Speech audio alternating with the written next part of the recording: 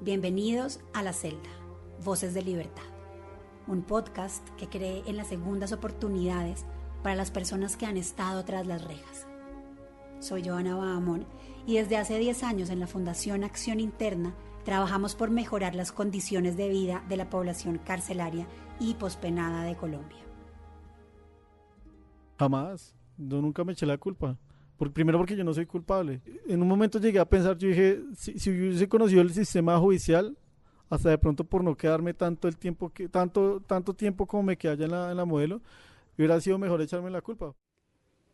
La voz que escuchan es la de John Jairo Calderón, un artista bogotano que tiene 31 años y cumple una condena de 12 años de prisión por hurto agravado. Sin embargo, John dice que está pagando por un crimen que no cometió. Según él, un malentendido, abogados incompetentes y fallas en su proceso lo obligaron a permanecer en la cárcel por un buen tiempo. Valeria Cortés, periodista del Espectador, nos cuenta esta historia. En 2015, hace 7 años, lo último que buscaba John Jairo Calderón era meterse en problemas. Llevaba una vida tranquila en el sur de Bogotá, en donde vivía con sus padres y 3 hermanos.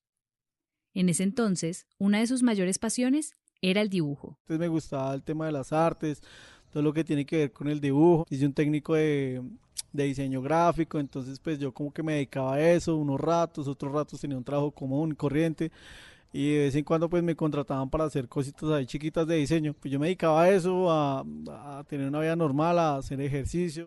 Por esa época, con apenas 24 años, John se fue a Leticia, en el Amazonas, a prestar servicio militar. Estuvo alejado de su familia durante un tiempo, hasta que le dieron 15 días de permiso para visitarla. Sin saberlo, esos 15 días fueron suficientes para que la vida le cambiara por completo. Me encontré con mi familia, pues compartimos. Y un domingo como común y corriente, un domingo como para mí es normal, pues yo salí a hacer ejercicio, pero ese día decidí irme para Monserrate. Se refiere al Cerro de Monserrate, uno de los sitios turísticos y de peregrinación religiosa más importantes de Bogotá.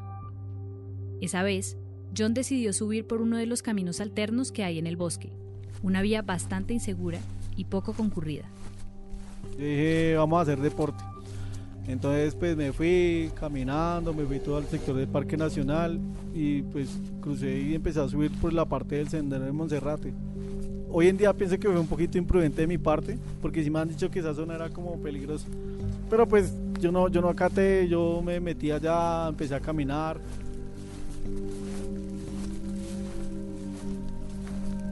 John recorrió el bosque, llegó hasta la cima del cerro y cuando estaba bajando se encontró con un hombre que iba con 2 policías.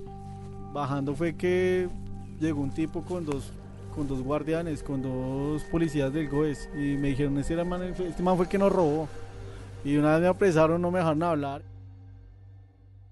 Ese día, unas 8 personas que estaban en el camino, además del hombre que iba con los policías, denunciaron que habían sido amenazadas y amordazadas. Decían que los habían puesto de rodillas, los habían esculcado y les habían robado sus pertenencias.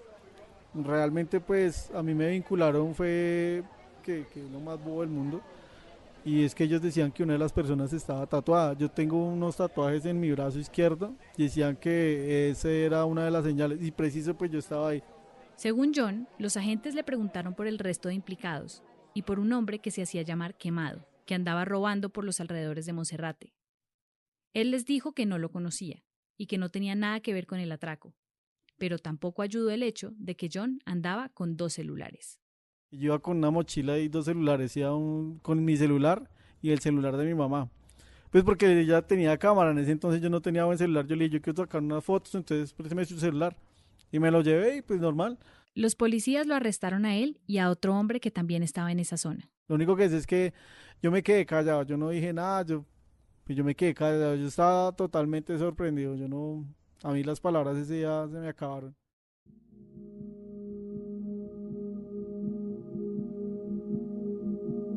Tras la denuncia de las víctimas, a John le abrieron un proceso. Permaneció detenido en la estación de policía de Santa Fe durante 2 meses, mientras la justicia definía qué había pasado ese día en Monserrate.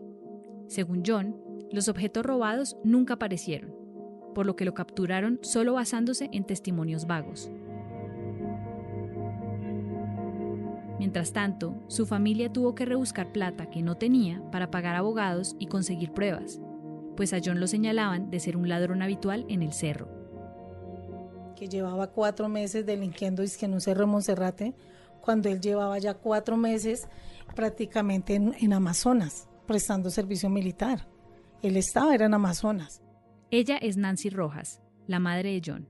Yo corra para un lado, para el otro, de juzgado en juzgado, solicité al ejército pruebas de que él estaba en el ejército, todo eso me lo enviaron y nada de eso nos aceptaron, todo eso nos lo mandaron al piso.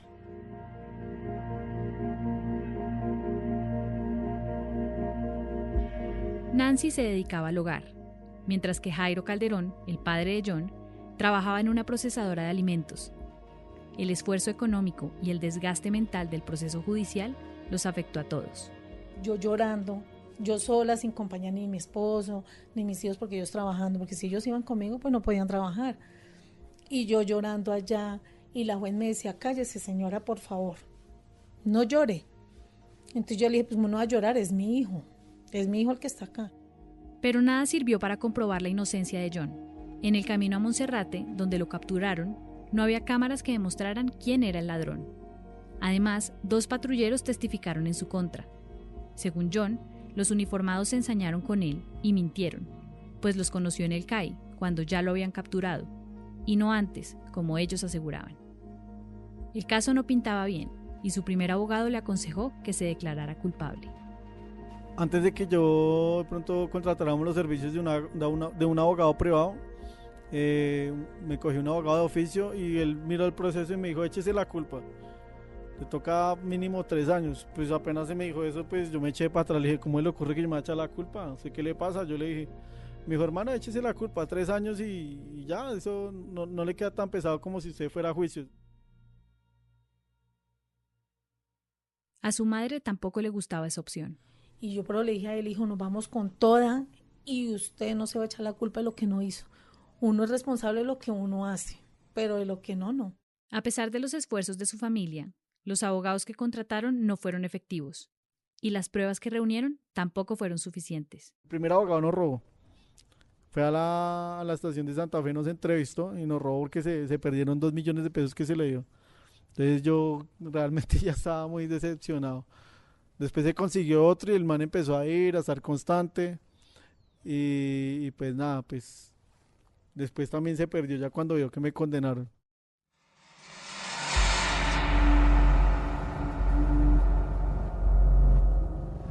John nunca se declaró culpable, aunque en más de una ocasión deseó haberlo hecho. Porque es que el sistema penal judicial aquí de Colombia es triste. Uno nada más necesita una denuncia para estar vinculado a algo. Yo un momento llegué a pensar, dije, si me hubiera echado la culpa mejor, porque pues aquí tristemente ninguna de las pruebas que yo mostré no me ayudó para nada. A John lo condenaron a 12 años de prisión por hurto agravado y concierto para delinquir. Aunque apeló el fallo, un tribunal mantuvo su condena. Fue así como terminó tras las rejas.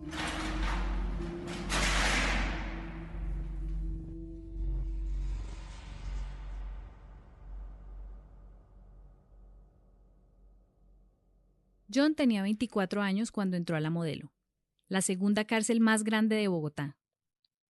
Está ubicada en la localidad de Puente Aranda y hoy alberga a 3.222 internos, aunque solo tiene capacidad para 2.910. De sus primeros meses allí, recuerda las luchas de poder y el paso de todo tipo de drogas, la vía de escape y también la ruina de muchos en un lugar tan hostil. Se ve mucho el vicio, las peleas internas desde la URI, corrupción también desde la policía, porque entraban muchas cosas que la misma policía permitía entrar. Entraban perico, entraban marihuana y pues de todo.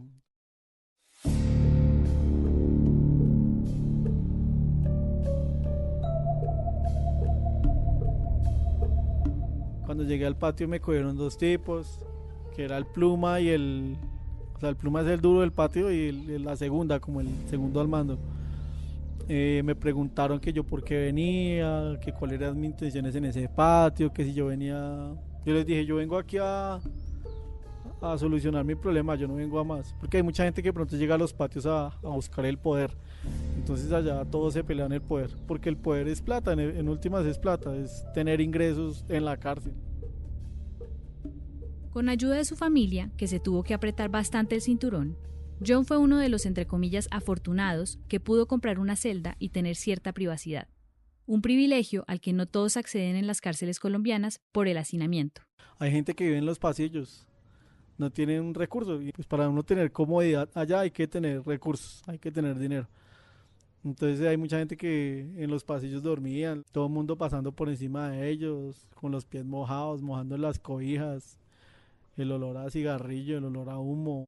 Los primeros 2 años fueron los más difíciles para él, pero aunque muchos perderían la cabeza en una situación como la suya, John se refugió en 3 cosas que, dice, fueron su salvación: los libros, la disciplina que adquirió en el ejército y sus dibujos. Lo hacían olvidar, por momentos, el calvario que estaba viviendo. Me encerré en mi propio mundo, empecé a crear mi propia alternativa y pues me dediqué a dibujar, a pintar, a leer, a hacer otras actividades totalmente distintas. Siempre me mantuve concentrado, enfocado en lo que era. O sea, el dolor me tocó hacerlo a un lado y realmente sí fue complejo. A nivel personal fue muy complejo. John no era el único que tenía que dejar el dolor a un lado. Para Nancy y el resto de su familia, esta experiencia tampoco fue fácil. De hecho, su madre cuenta que nunca antes había pisado una cárcel.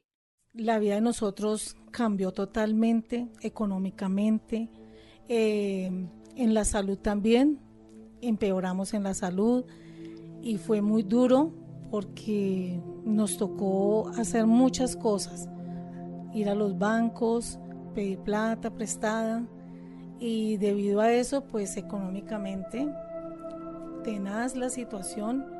A Nancy le tocó asumir las riendas de la familia. Era el soporte que todos necesitaban en su casa para seguir adelante con el proceso de John. A mí me tocaba hacerme la fuerte, sacar fuerzas donde no tenía, para soportar todo lo que venía. Soportar a mi esposo llorando, las deudas. Y aunque no tenían dinero, porque además de las deudas debían pagar una mensualidad a las víctimas del robo, la familia de John hacía todo lo posible para demostrarle que estaban bien. Conseguir plata prestada para llevarle el almuerzo el domingo, llevarle lo mejor a él, así nosotros comiéramos arroz y huevo acá. En la cárcel, los dibujos de John pronto se hicieron populares, hasta el punto en que los reclusos le pagaban por hacer retratos de la Virgen, de sus familias y hasta por pintar sus celdas.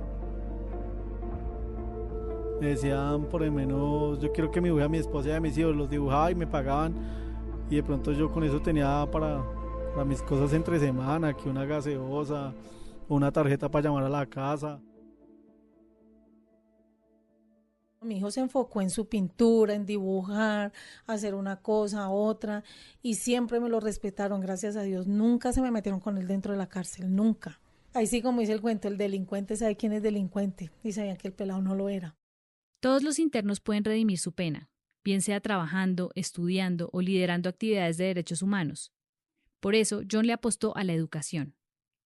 Duró casi 3 años como estudiante, presentó el ICFES en 2 ocasiones, leyó la mayoría de libros de la cárcel, incluso El Conde de Montecristo, que es su favorito, y un día le ofrecieron ser monitor. Me dediqué a dictar unas clases, pues yo les dictaba a ellos clases de filosofía, les hablaba de filosofía, más que dictarles clases. También a veces sacaba como cursos de dibujo, y uno que otro pues le ponía atención a uno, eso no es de todos, pero uno sí le metía en la ficha. Le gustaba ser monitor porque podía ayudar a otros reclusos que también estaban pasando por su misma situación. Se ganó la confianza de todos y así lo nombraron monitor de monitores.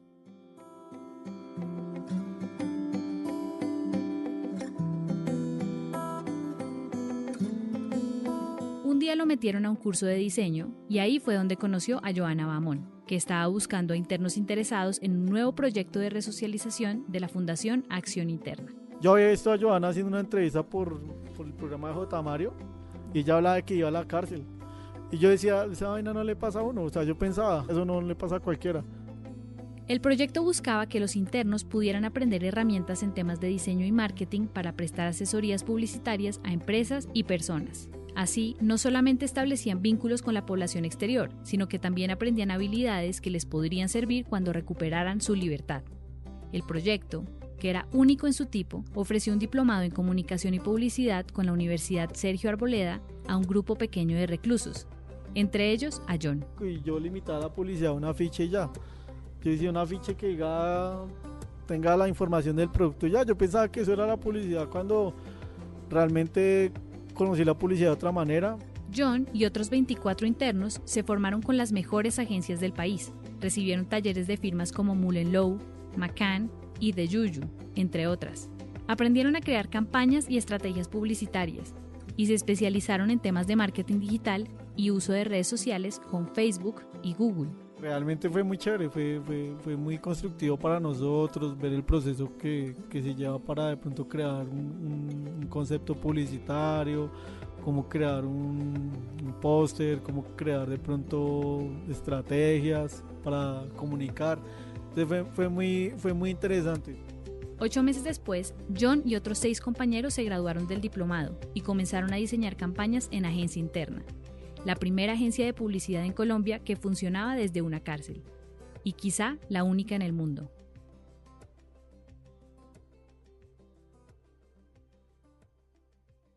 La modelo habilitó un espacio para la agencia de publicidad y en febrero de 2019 graduó a su primera promoción en medio de periodistas y fotógrafos de todas partes. Nancy todavía recuerda muy bien ese día. Y eso fue una alegría grandísima porque las mamás que habíamos allá, yo creo que habíamos como unas 10 mamás entre los internos porque habían hartos graduados, muy bonito y me siento súper orgullosa de mi hijo. Me siento orgullosa de él porque él lo que le gusta es estudiar y sigue enfocado estudiando. El primer proyecto grande de la agencia fue para la cadena de supermercados Carulla. Con ayuda de Ogilvy lanzaron la campaña Hagámoslo más fresco y rediseñaron el característico logo de la marca con frutas.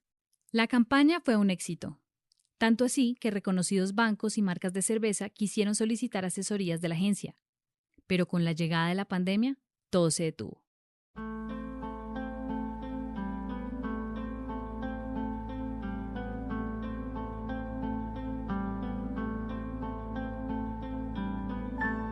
Ya por el tema de la pandemia, tocó definitivamente cancelarlo porque ya no dejaban ingresar personal externo, gente que no tuviera nada que ver con el IMPEC, precisamente a ese tipo de actividades, pues porque podían llevar el virus a la cárcel. Además de la pandemia, hubo otro impedimento, el motín de la cárcel La Modelo, el 21 de marzo de 2020. Momentos de angustia y de zozobra se vivieron anoche en la cárcel Modelo de Bogotá, donde según la ministra de Justicia, durante un intento de fuga se presentó un enfrentamiento con la guardia del IMPEC. 23 internos murieron.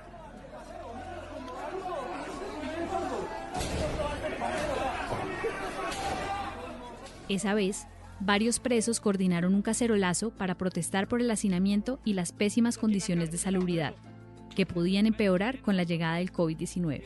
Las protestas terminaron en un intento de fuga que fue reprimido con torturas, golpes, cortes con cuchillo y disparos. Así recuerda John esa noche de terror. Lo primero que hicieron fue salirse, romper las puertas de los almacenes, empezar a saquear todo, quemar las neveras, quemar los computadores, robar de todo lo que hubiera en los almacenes, destruir las instalaciones. Nos tienen abandonados como perros, no somos nadie para ellos. Nos tienen abandonados. La noche uno se asomaba en la reja, o sea, uno se asomaba a la reja y pues todo es oscuro, ¿no? Pero entonces se veían los candelazos de los disparos de fusil, los chispazos naranjas. Y había gente que se subía a las tejas y las tejas no soportaban el peso y caían. Es como una altura casi de 2-3 pisos, se caían. Había muchos heridos en el patio, botados con cobijas, desangrándose, otros hasta muertos.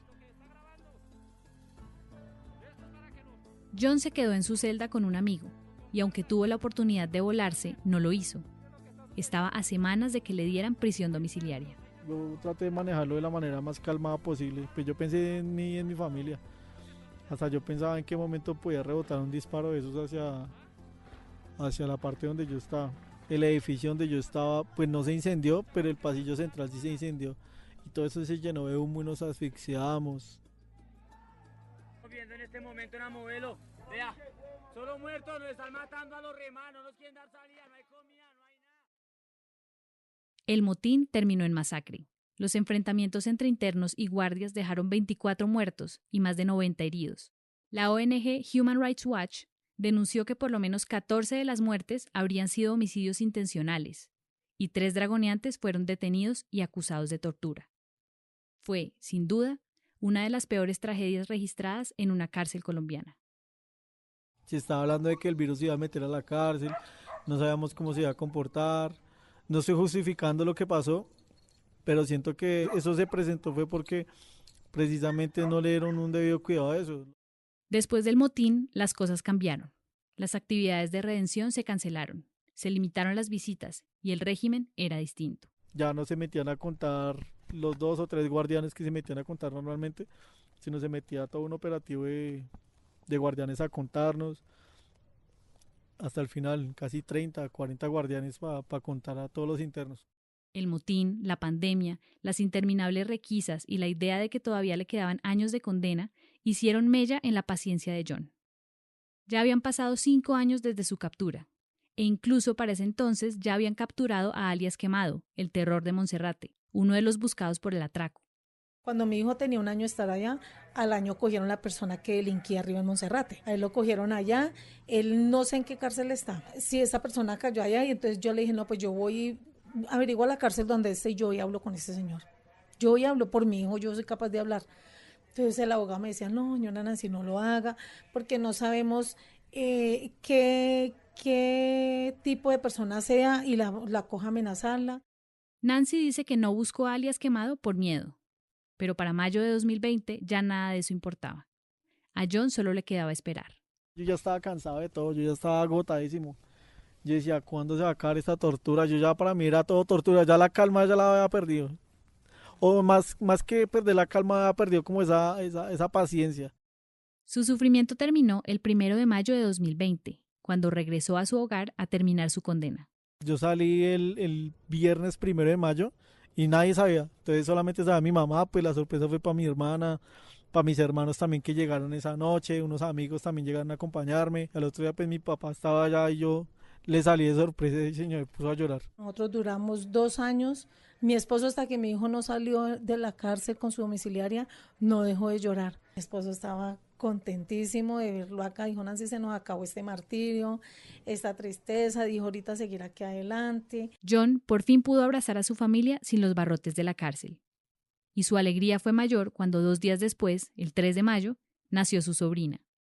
Pues la sorpresa de mi sobrina, pues todo cambió. Varios de mis amigos ya eran papás, ya todos habían formado hogar, la gran mayoría. Y pues nada, todo el ambiente cambió, la gente, la estructura del barrio, los negocios, todo cambia mucho. A John todavía le faltan 5 años para resolver por completo su situación judicial.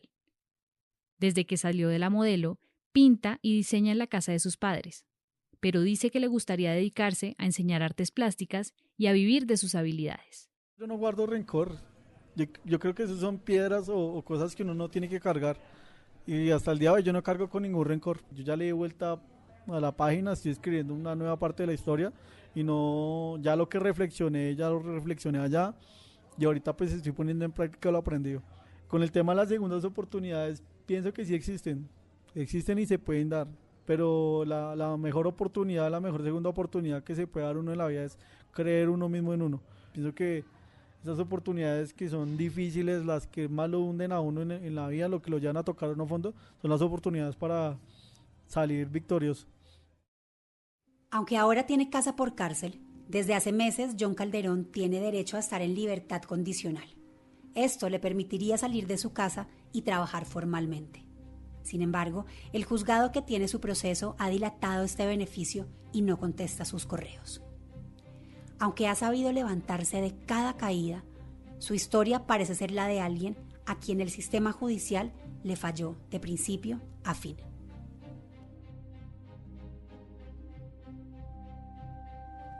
La Celda Voces de Libertad es un podcast de la Fundación Acción Interna y El Espectador, que cuenta historias de personas privadas de la libertad y de otras que ya la recuperaron.